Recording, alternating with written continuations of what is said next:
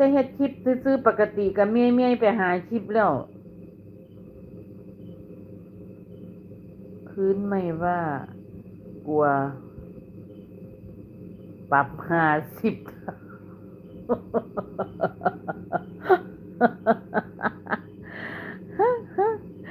ย่านเขาปรับแม่นบ่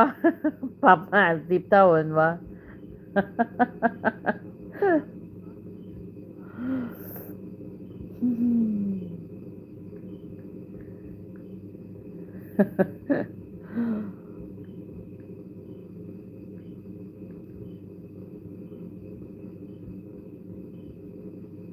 ย่านเขาปรับอัน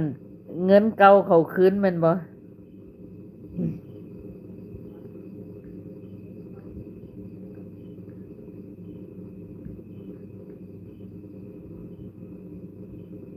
มีน้องๆมาบอกก่อนมาเตือนก่อนเลยหยุดตั้งนานพอได้เงินแล้วน้องๆบอกว่าลบทิ้งให้